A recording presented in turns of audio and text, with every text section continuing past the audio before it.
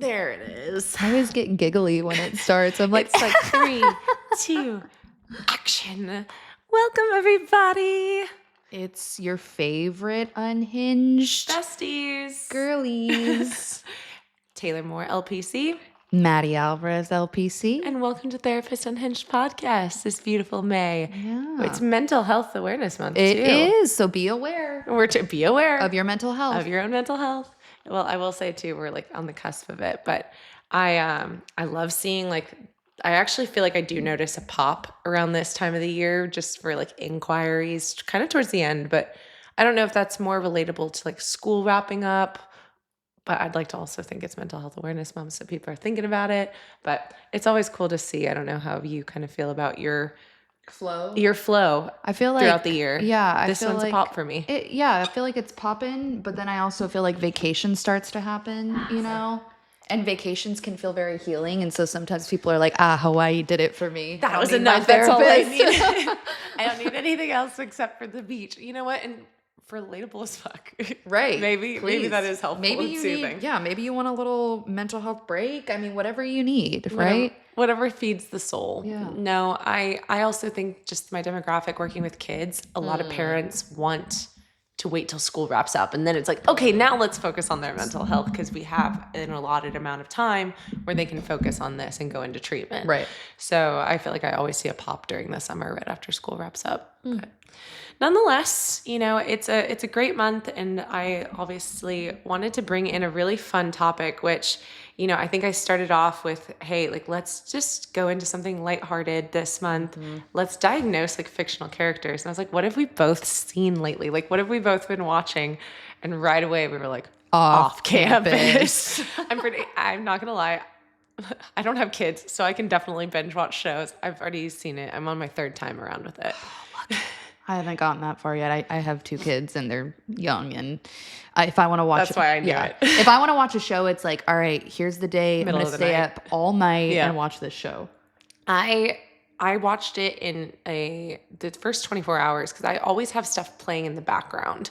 So I think that's also why I needed to go back in it again because I was doing stuff, and obviously there would be a song. Oh my gosh, the soundtrack on it is phenomenal for one, but the music would be what would pull me in. I was like, something big's happening, and the musicality behind it was great. But yeah, the second go around, I actually picked up on so much more. I paid more attention, and now this 3rd time, I'm like, oh, this is the good scene, or this is that stuff, or this part. I want to get there. I spent most of my time watching it like this.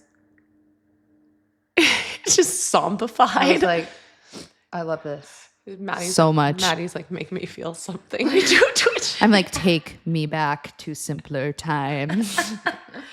Well, and you know what? I know that I'm not naive to the fact that I know my algorithm is like this because I keep talking about it, or my phone hears it in the background. But I do think there is a big wave about this right now, even not just my algorithm though, because I feel like any girl I've talked to, even some of my patients who are teens are really like, I'm watching Off Campus right now. I love talking about a good a good show. I usually have my icebreakers with them, and they're like, I was like, what are we watching or reading lately? And Off Campus was the thing. So it's just hitting different generations and stages of life, and just this connectivity to it. It obviously holds a lot of layers that I think mental health wise, which kudos to the author who can bring those things in and just have a way of navigating them, even the directors too.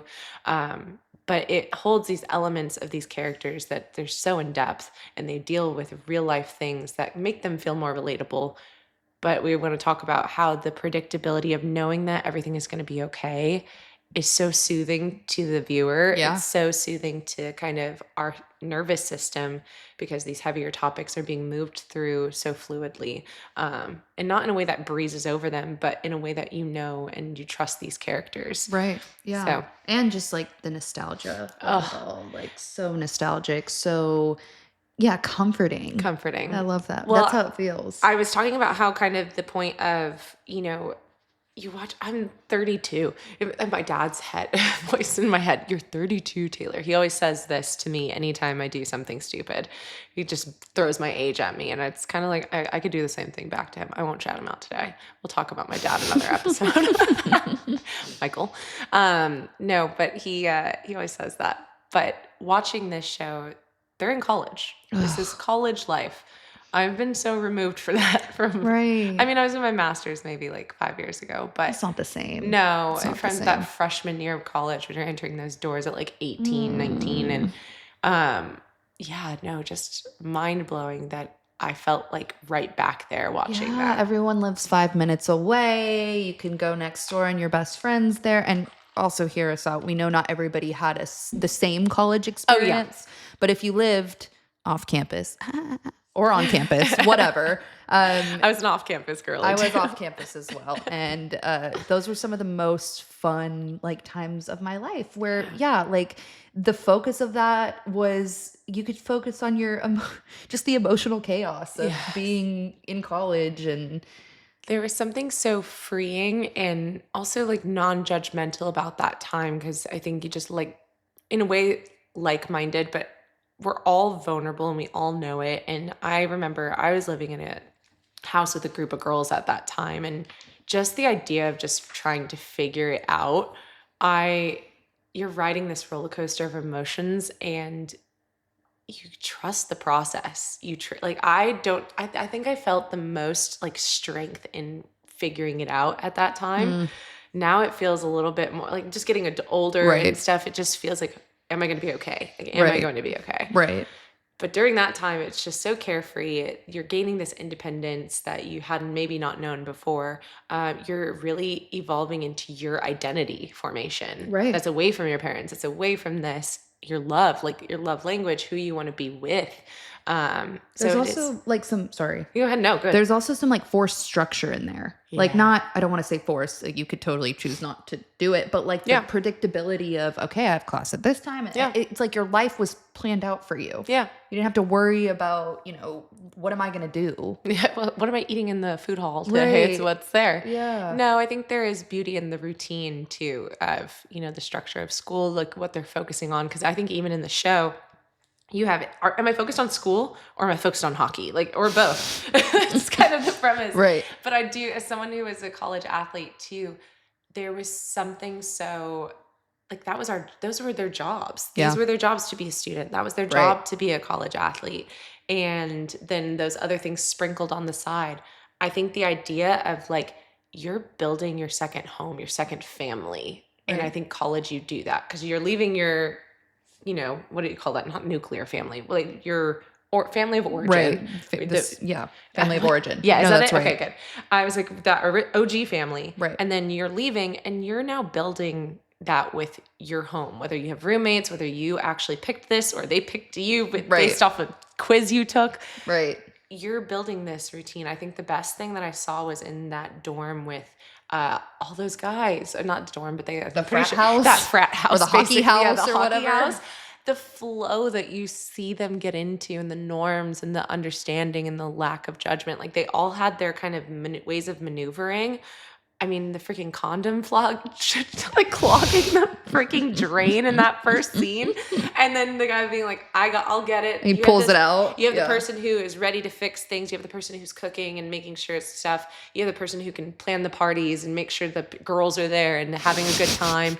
And then you have Garrett Graham who's like, sup? What's up? I'm just going to show up. I'm just going to show up. I'm going to finance the shit out of this place. And things are going to happen. I'm going to make things happen. Right. Like he is that like pinnacle. Like they're like, hey, if I need something done, I go to Garrett Graham. Right.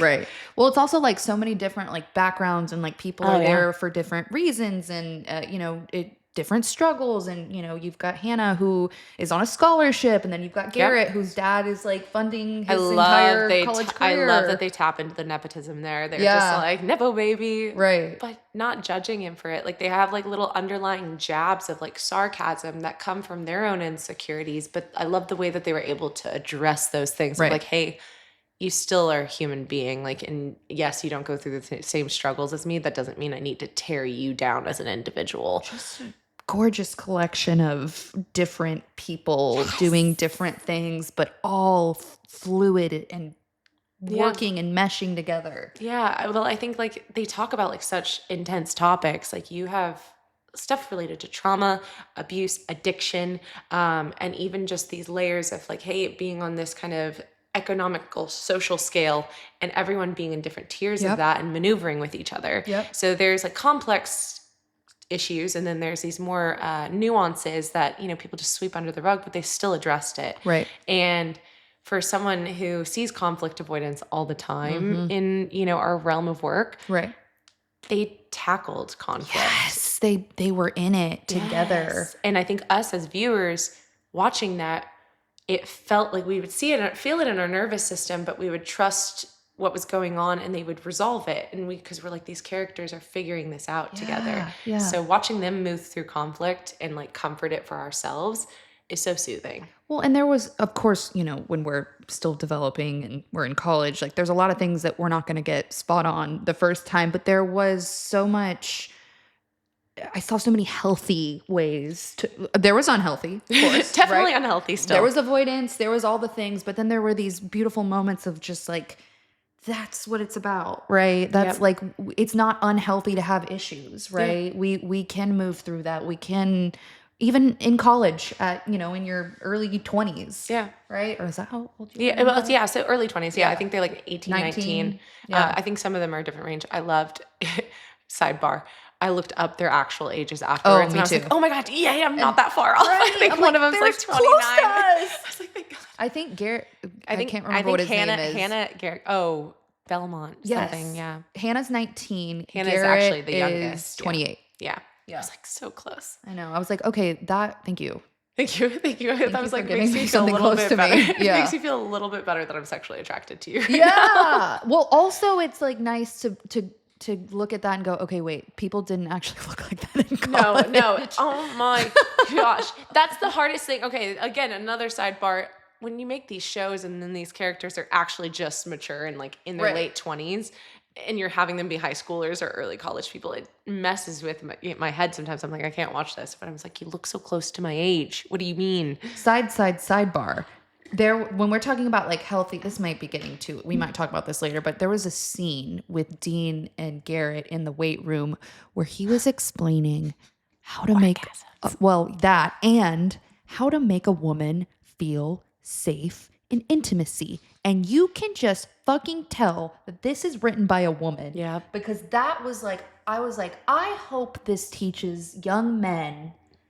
Round of applause. Just for the writers, like everyone who had to do with the script, but obviously the books in general, because I think that's one of the biggest things I've heard about this is like these men were written by women.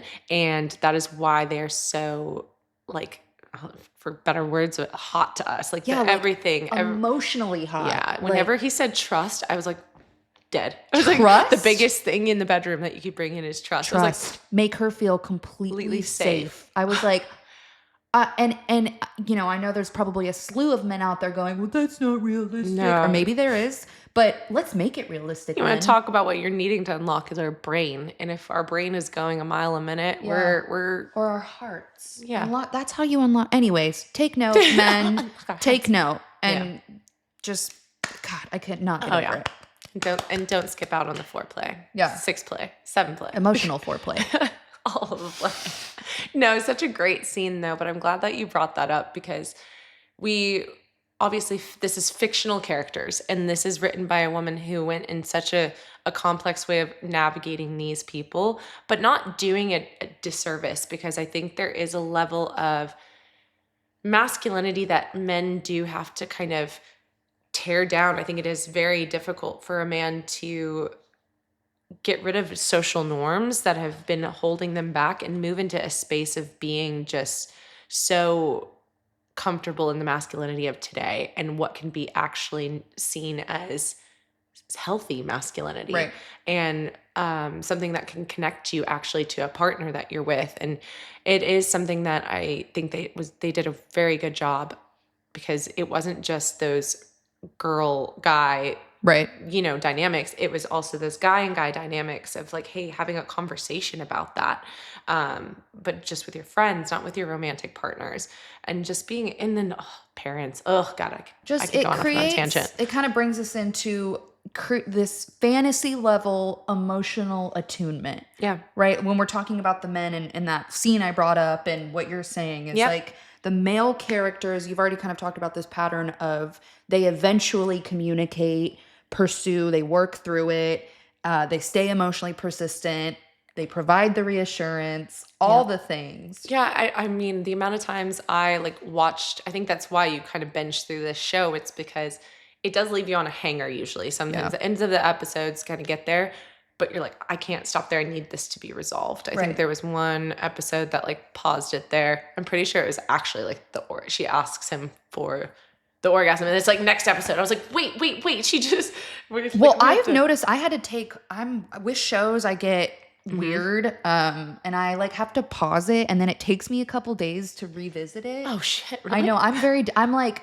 I think because you're talking about you have that trust and like security. Oh, because I know that they're going to resolve it, and I need them to. I get stuck in they're not going to resolve it, or they're in but this says a lot about me. I have issues with conflict. We've talked about this. So in a show, when I see conflict, I'm like, all right, I got to take a few days. I know they're going to resolve it. Oh my God, oh my God. Yeah, like I think also TikTok, you're so rude. Because you post everything, scenes, spoilers, and so that's what happens. I saw the conflict before I saw the scene, and so I was like, well, fuck that. I'm so happy I binged this show the day it came out, because it notified me. It was just doing that like promo on my thing. I was like, oh, this is new. And so I put it on. So it was before it even attacked my algorithm. My algorithm was already 6 feet deep. Yeah, 6 feet deep, where I was like, oh my gosh, now it's ruined. This is done. So I knew the conflict that was coming, and I couldn't enjoy the intimate moments because I was like, I know it's coming. No, I think that's fair. Like, it depends on the approach, but I also think, like you were talking, like your emotional response was like, I don't know if I can handle this conflict. But I will say, I think knowing what I knew from like book talk and like all of this kind of fantasy rom-com, because I'm an ACOTAR fan. Sarah J. Maas is like my. I think they're gonna make it. No, that's the hope so. We'll do that. We'll do another one for that. Yeah. But nonetheless, you just kind of have this trust that you're like, everything is going to work out. Now, like the guy getting the girl, like she has a good way of like obviously intermingling some of these relationship dynamics that make you kind of resonate with some of them or feel bad for some of them. But nonetheless, you know it's going to work out. And my nervous system was like, get me there. Which is why there's an obsession in my binge. That. Yeah, my nervous system didn't know that. Yeah. So so I feel like whenever you get into like more of these like book talk and you get into this realm of these series, like this whole, I don't even know if you know how many books are involved in this. There's a lot. And I hope she goes the distance with I hope Netflix. It's Amazon Prime. Amazon Prime. Crappy crap. Gravity crap. Anyways, Amazon Prime, please keep going, because my nervous system can't handle. They already they greenlighted for season 2 for it. Yes. So you're good. And the characters, this is important. For the characters that will not hear this, because you guys are doing things and you're famous and whatever, I need you to come back. Right? Yeah. I think they only have one person that's not, and it's okay, because I think it was the one, Josh. I know his actual real name, and I don't even think you don't know Josh. The character? No. Was it a hockey player? No, it was the one that she really crushes on. The dude. She's Justin. She's doing a guitar. Justin. Yellow. Yeah. Justin. That's fine. He was a threat to me. So. Yeah, I think he was like. I was like, you're threatening my fantasy relationship here. And it was so funny because I think he was such like a good like character for that, but I think he has something else that he's planning on doing. I'm hoping he's in Fourth Wing. I know that's a controversial topic as well, but. That's fine. Go be in Fourth Wing. Go be in Fourth Wing. You don't even know what that is. Hannah. I do know Fourth Wing. Yeah. Okay. And I heard there's going to be a show for that. Yeah. So I think he's in that. Okay. But anyway, like the point of all this, we're talking about just like the emotional attunement, the attraction, the appeal that this show has given. And it's like not just the hockey players. It's the emotional reprieve. The emotional consistency. Yeah, because I think as much as I told you guys, like when I was watching this, I was at home and I'm working and I'm cleaning and I'm doing stuff that I usually do in my routine, and this show in the background, like it was like a glimpse at, like you even talked about it, like being a zombie and watching it, and it's like, oh, I'm feeling things. Yes. It just like escapes. It's like when you go to the movies, like you can do that and you go to the movies and you sit there and you have that moment of like 2.5 hours if you're watching a really long one. Right. And it feels great. You're there with your popcorn, but have something like this air in your home and you don't have to do anything. It was such an emotional release of my kind of mundane routine that I'm on. It was like it was a fucking Monday, and I'm there and I just felt like, all this rush of joy. I remember I told Nick, I was like, get home. I want to make out with you. Like I felt it. And that just like kind of surge of energy is great. And I think that that's why these things can just do that for us on a random Monday. Right. And just bring a spark of, like, I miss this side of myself, or I want to feel this, and like, how can I do this? Or, it just makes you think.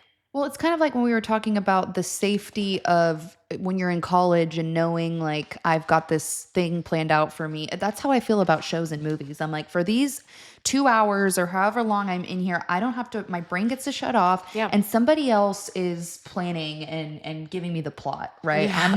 I'm not planning. I'm not doing anything. My brain shuts off and I am taken care of by these producers and this writer for however long I'm in this show. Yeah.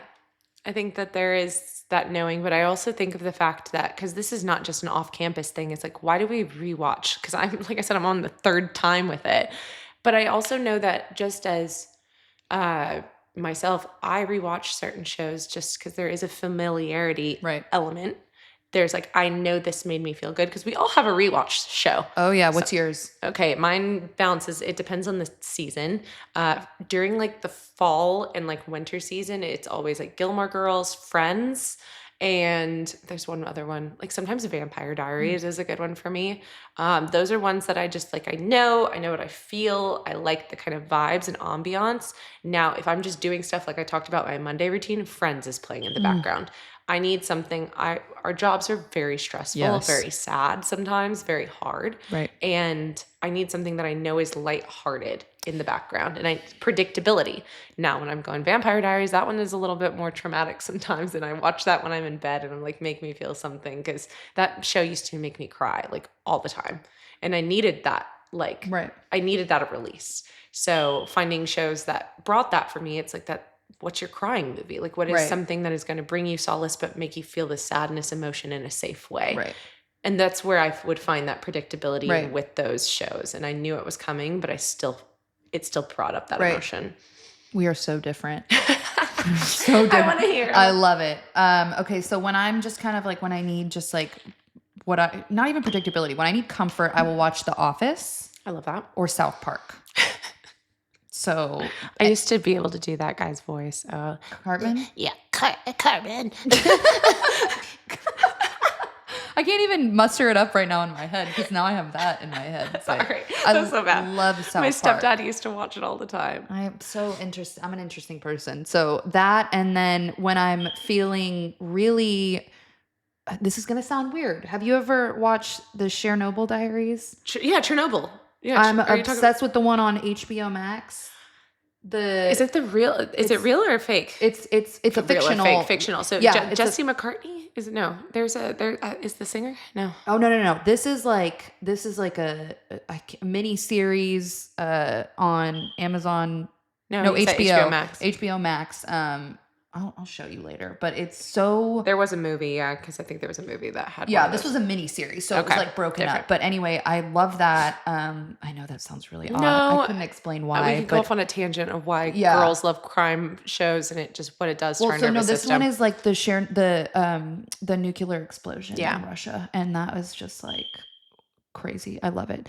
I don't love that it happened. It was horrible for the world. It's just more so the ups and downs, which is why I brought up the crime. There's something about war, crime, horror, that does what it does to like our psyche, and it's saying, hey, why do I feel regulated with a lot of chaos? Interesting, Maddie. And then for more comfort, it's Interstellar. I'm actually wearing my Interstellar shirt. Shout out Jerry. He got me the shirt. Oh, Jerry.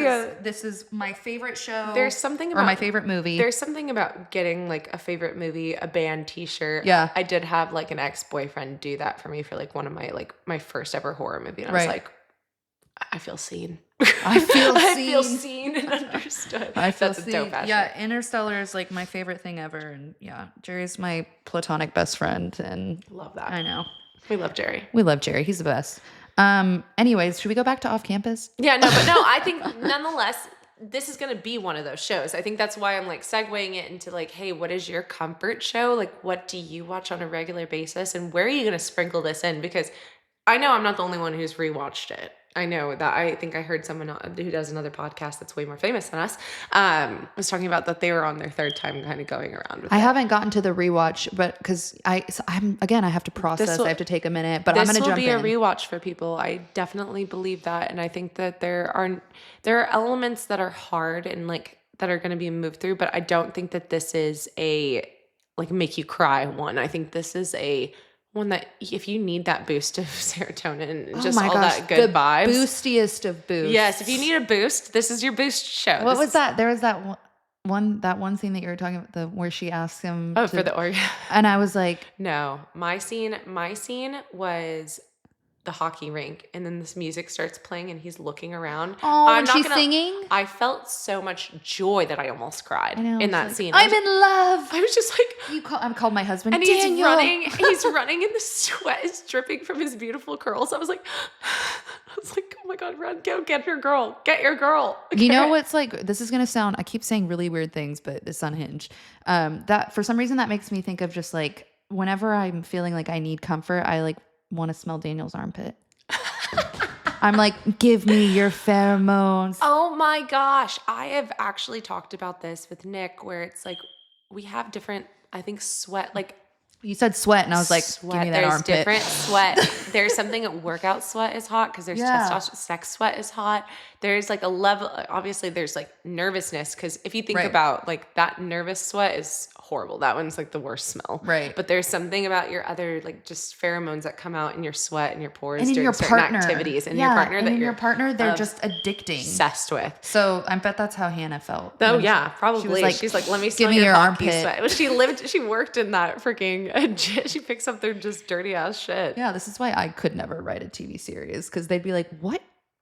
There'd be people sniffing armpits and anyways, maybe we should, do you want to like get into the characters a little bit? Yeah, let's break them down. So one of the biggest things we wanted to kind of do is, I guess, like address like the complexity of each character that you see in this show, because I think that's also what makes it relatable. Now, you might have related to someone, maybe the top 2 of this season, because everyone, I don't know if y'all know this, each season is going to be focusing on a different couple. Right. And so obviously we have Hannah and Garrett this season, but you got to see quite a few of the characters that are going to take the stage or the limelight at some point. Right. But nonetheless, you're going to see them kind of evolve throughout this. And so I don't want to say this is freshman year, but this is like this is early the first, on. This is early on. So you're getting them in these early stages of themselves.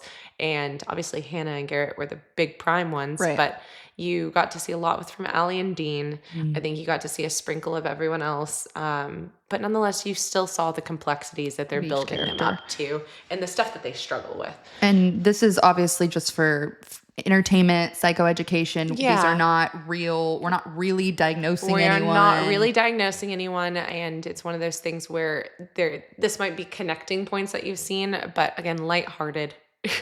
Whenever we're saying, these things, definitely do your own research. Go talk to your own therapists and stuff like about that. Yeah, we're just observing patterns and behaviors. And we could from a book and from lines that we were given directly. Exactly, from evidence. We have hardcore evidence, you guys. So let's start with our man, Garrett Graham. Garrett Graham, the quintessential jock. Yeah, quintessential jock, Nepo baby, comes from his own trauma, obviously. There's a lot of volatility in his household, a lot of anger issues that not only he was subjected to as a child, but like also stuff that he's kind of dealing with in a sport that holds kind of like a standard to it. Yeah. Well, and it holds, I mean, that's probably why he likes it so much. There's an outlet for this repressed anger. This rage. And I think that there's a lot to be misunderstood. So I don't want to talk on it too much of like, hockey and these kind of like, oh, is it rage bait? Like type of thing. Where it's like, do they,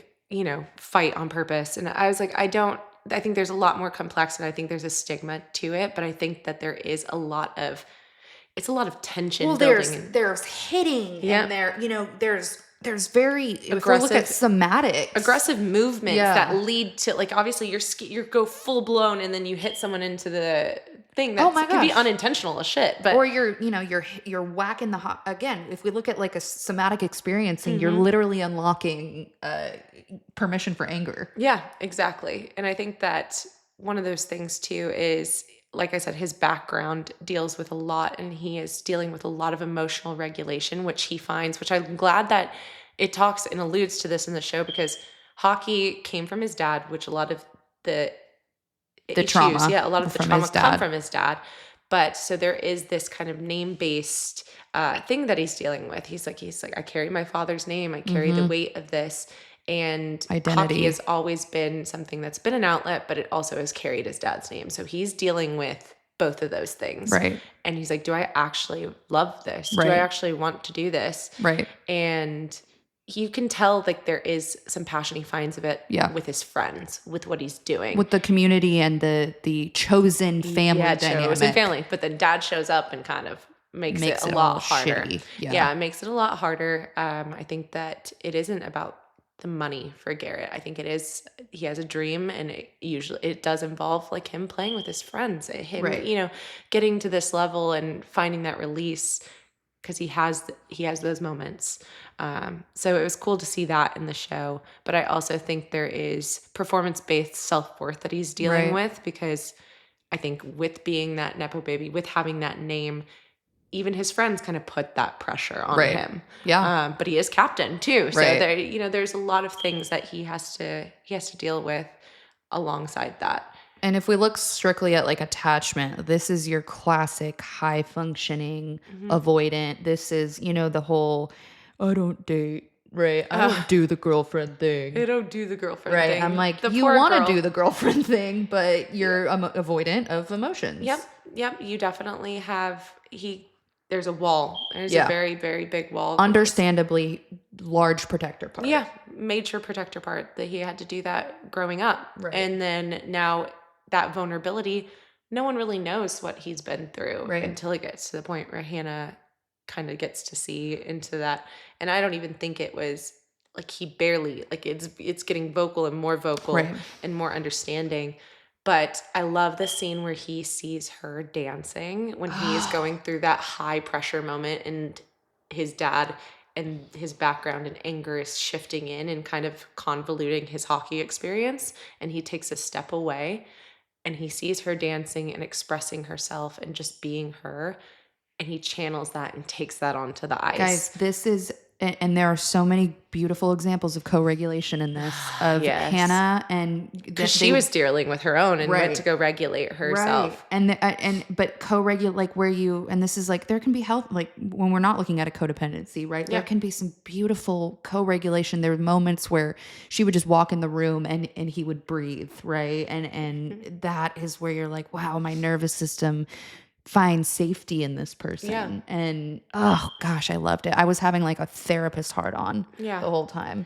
Well, I think it was, as much as Garrett is a protector, Hannah like holds her own. And it was just like, it was not about protecting her. It's about like, I can actually stand next to this woman and not feel like, and just be myself, like not feel like I have to show up for her in any like way. He still like wants to, like he'll come around, put his like jacket on her, he wants to help her with this deal, but even though it's like fake. Yeah, it's like fake. But I genuinely think that protector part, he put it down. Like he actually I just felt that in their dynamic, whereas like he, even with his friends, he still feels like he has to be this head honcho, and she just is like, you don't need to be that.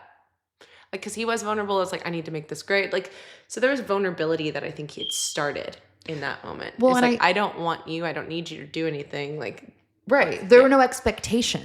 Right. And that's how this, if we could do that more, I think it'd be easy to build these organic relationships and we don't have expectations. But it just unfolded so beautifully, and they both came from different, you know, backgrounds, but both experienced different trauma that required protection and locking up emotions for safety, right? And when they came together, it's like they both, you could feel this thing, they both wanted it, and it's beautiful. Yes. It makes me want to cry. See, there it is. There it is.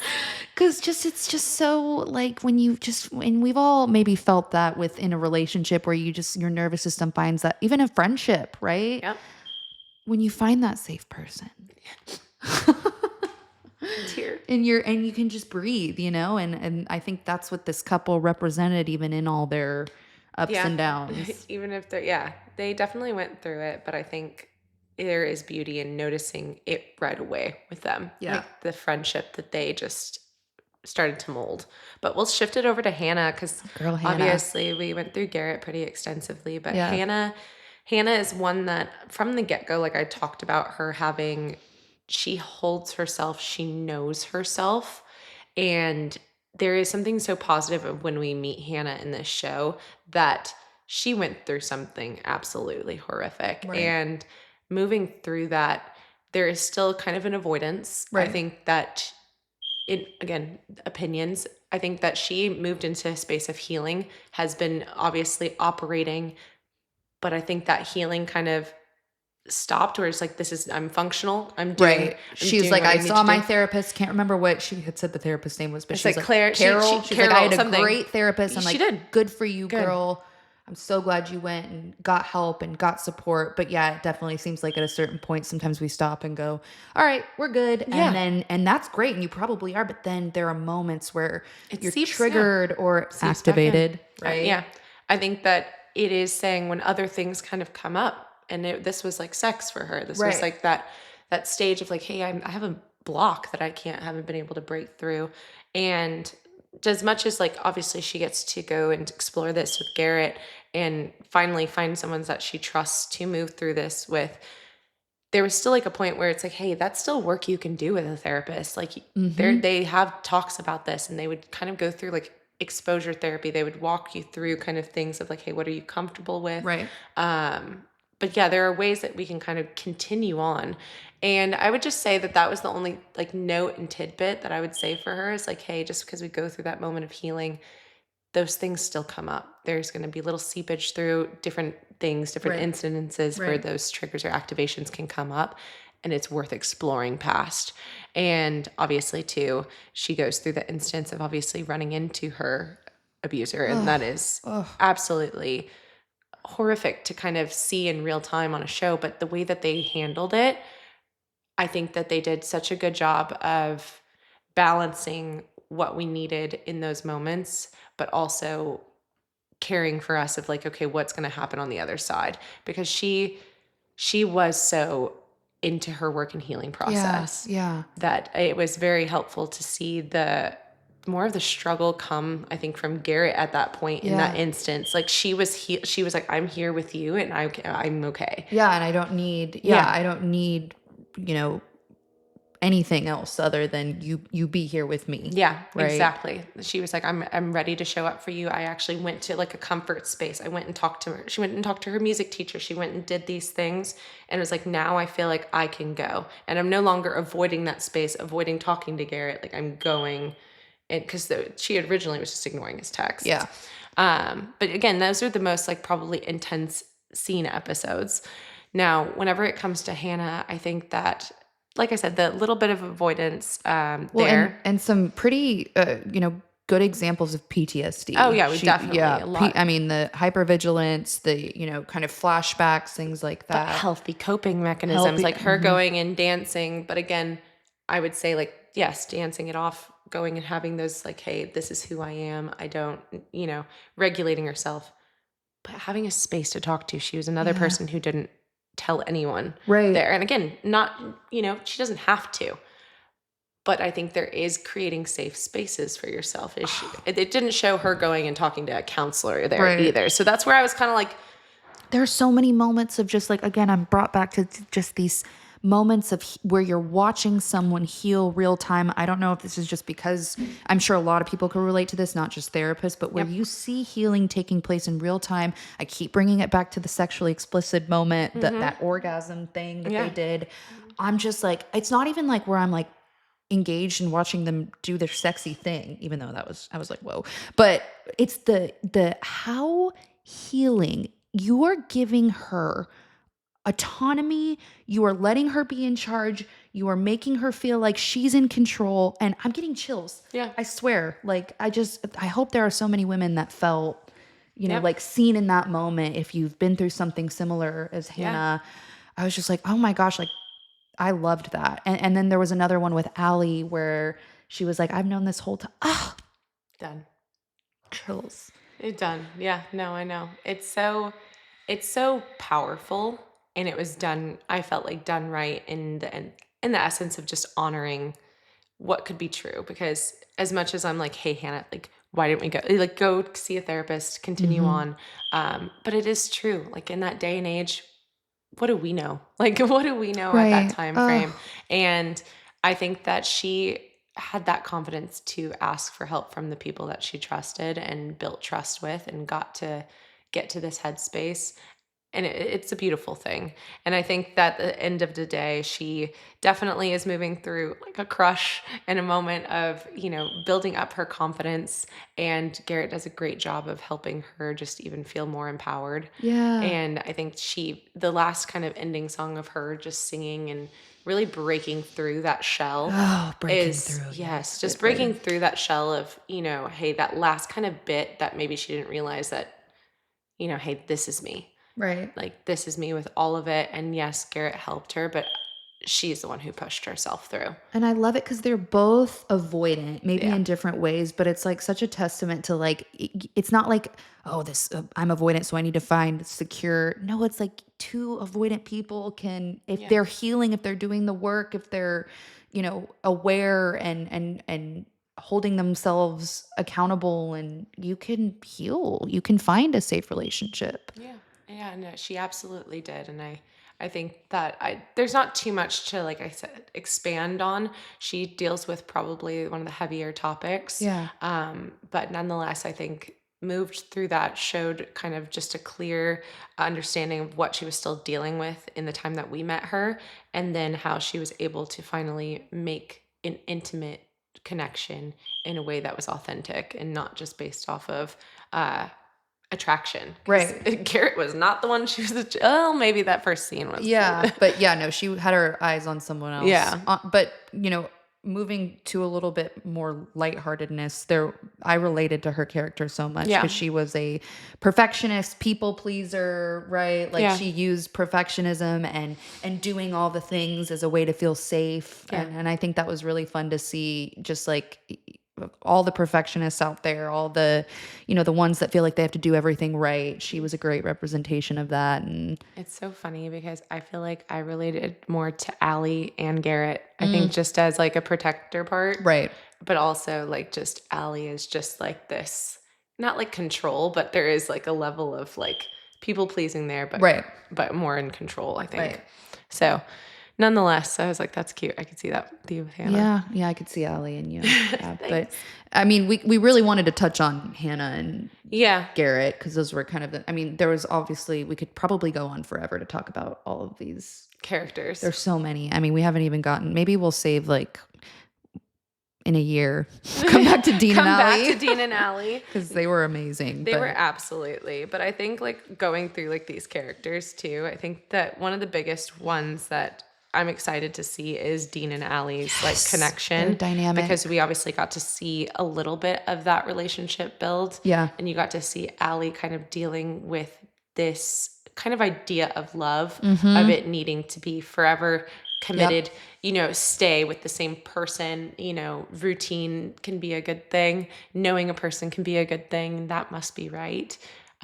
She represents all the girlies out there who had a high school sweetheart that they went to college with and then broke their hearts. Yep. Shout out to all of those exes. We've had one of those. Oh, we definitely have. But I think she definitely wanted to avoid making a mess or getting out of the status quo of things. Like her mantra was from her mom, which was like love is hard. Or I don't even know. I should have looked into this, but it was something very much so you stay.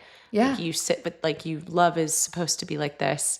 And I think Dean shakes that up for her and shakes up something in her, and it scares her a bit. Oh, and I think that she goes she turns into a Garrett Graham. Yep. Right? She's like, nope, this is platonic. And no, not platonic. I'm sorry. That was the farthest thing for platonic. No. It was, it was the friends with benefits thing. Yeah. Right? As a way to kind of stay safe and protect that emotional vulnerability. I think it was also too because she was just so one way for so long that she was like, I don't want to fall back into patterns again. She's like, I don't want to I don't want to be this person. Right.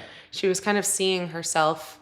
I think that it was hilarious when the guy was basically like, you're out of chapstick, I'm not out of chapstick. You're going to do this, this, and this, and I will see you in 36 hours. I was like, oh, immediately in my head, I was like, no, the hell you won't see me in 36 hours. Like, how did he know that? And then the chapstick was empty, and she was just like, holy shit. For someone to just know you, if you feel like someone knows you better than you know yourself.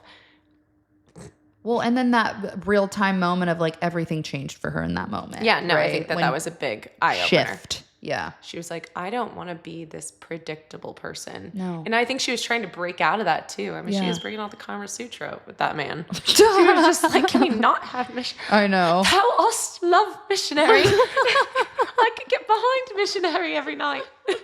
Oh, she was a great example of like breaking out of your shell, breaking out of expectations. That J-Lo outfit too was so amazing. Which there was a TikTok where J-Lo and her were in it together. I need to show it to you. I was love like, that. That's the moment where I'm like, this is the kind of feel good shit I need right now. Yeah. Because the world is dark. The world is dark. I need to see a girl in J-Lo, and I need to see Maverick dance with her and just have this longing moment.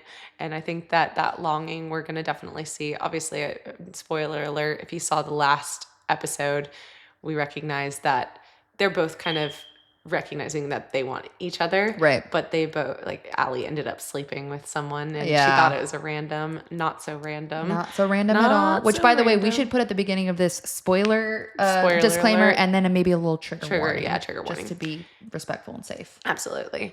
And I think they did that beautifully too. Yes. Each episode, they had those trigger warnings too, and just kind of touching on those things, because they are heavy topics.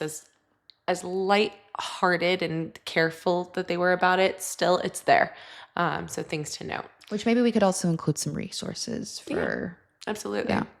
But nonetheless, I think that we kind of were left with the Dean and Allie. We can, like I said, we've kind of already gone off on a tangent on this, but I think that it was such a great show. Yeah. And I think that hearing like these characters and kind of relating to these characters and rooting for these characters is now going to be a part of our lore over the next few years, because it seems like we got this going for us until like maybe the foreseeable future. Right. But we're just here for it, and I'm here for these kinds of things and these topics to be touched on, and for people to just feel good. Yeah, feel good. Yeah, this was a feel good show. Again, there was heaviness in it, but there was equal light and healing and happiness. And yeah, I think we're going to do a little, I don't know if we'll do this, but maybe a little poll. Yeah, right. Absolutely. Like, who do you feel like was more relatable to you, just like psychologically? But it's like, I don't want you to be like horoscope about it, but I did kind of see like certain things, with Garrett, like I said, with Allie, that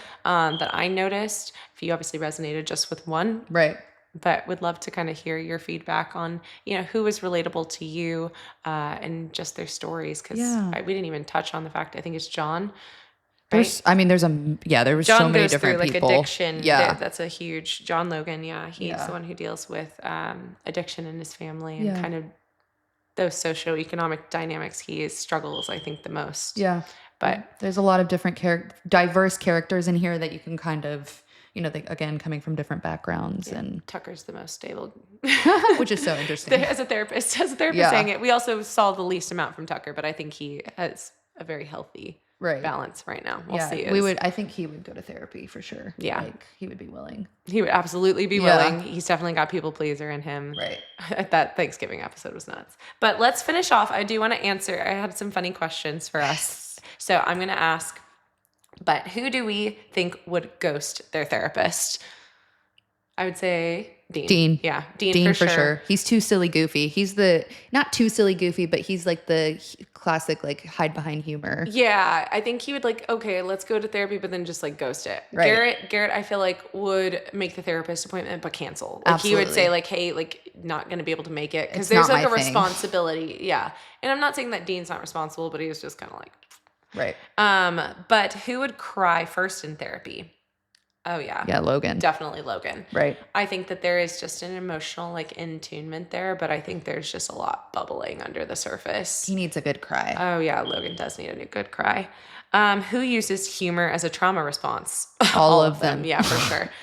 There's a lot of sarcasm. There's a lot of humor, I think, from every single one about situations. And it's not saying that it's not good, bad or good. Right. It's not bad or good, but it is something like, hey, if I'm using sarcasm, check in with that. Well, humor can be absolutely a resource, but we want to, we want to make sure, like, are we at least aware of that? Yeah.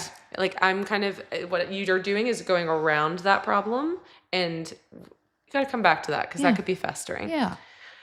Worst texter. Dean for sure. Dean. We're just calling out Dean. Sorry, guy. I'm sorry, Dean, but there was this one TikTok clip I saw of, like, Dean kissing Allie. I can't remember what scene it was, but it was like, now that is a kiss. That is a kiss. And I'm like, Daniel, come here. I feel like it's funny because I feel like he's probably the most, like, in the moment person, because I feel like he is, like, when you have his attention, you have it. He's a present motherfucker. He's a present motherfucker when you're there, but I feel like he is also the most, like, he has to decide to give you that. Right. Most likely to say, I don't need therapy. Yeah, definitely Garrett. Yeah, that's the one where even though he would make the appointment, if someone made it for him, he would cancel that shit, but he would call and say, like, I'm not doing this. I can't do this because I have hockey practice. Yeah, I don't need this. Thank you so much. And you know what? This comes from that scene where he hooks up with that girl and he was like, he sits and he's like, I told you from the get-go. He's the one who's clearly stating what he's avoiding. He's going to say, like, nope, I do not need this. I'm going to be doing this. No, I do not need a girlfriend. I will sleep with you and I will do this. Right, but, which was totally activated by her saying, I missed you. Yeah. Right. And it's like, it's just too funny because he thinks that he is communicating properly, and it just seethes. Yeah. It just seethes like, I'm avoiding everything, but I am talking. Right. Yeah. I'm talking. You're talking a lot. I'm not saying what the actual thing is. And then the most emotionally self-aware, we just kind of gave it to Tucker here. But again, we still don't know as much about him. I haven't read the books, but from elusive mystery man there. From watching him, he's so emotionally aware of himself, from what I can see of himself and others, and just kind of seeing in tune and kind of feeding off of that. But he is I see the people pleaser. I saw that in the Thanksgiving episode where it's just like, he's willing to delegate, which is good, and that's healthy. But I also think he has a tendency, especially with his love language, which is just food. It's like, yes. I need to give these people what they need. Food. And as long as he's getting that back, which I do feel like his relationships and friends are healthy in those dynamics, it's going to be curious seeing him with a lady friend. With his next lady friend. Yeah. So we'll see. But nonetheless, thank you guys for coming into the off campus. Off season, off campus. I needed this episode. That was fun. That was so much fun. I was like, I wanted lighthearted, but this was, it was a good episode. It was a good mixy. Yeah, let us know what you guys think about this type of episode. We're definitely down to do like a book, a series. We just have to make sure Maddie's seen it. Yeah, because Maddie she does a lot. she does a lot, okay? Yeah, I'm getting better though. She's getting more into the trending viral topics. Yes. But take care of yourselves, you guys. If you haven't seen Off Campus, hopefully you didn't watch this episode just yet. Yeah, I'm Put so a pause, sorry if you go did. watch it, then come back. Yeah. But nonetheless, we'll leave that poll or just comment who you think that you most are like. We would love to kind of hear. But obviously, take care of yourself. Also, listen to the soundtrack because it's healing. It's healing. And remember that it's Mental Health Month, and go take care of yourself. Have fun. We'll see y'all next month. Bye. Bye.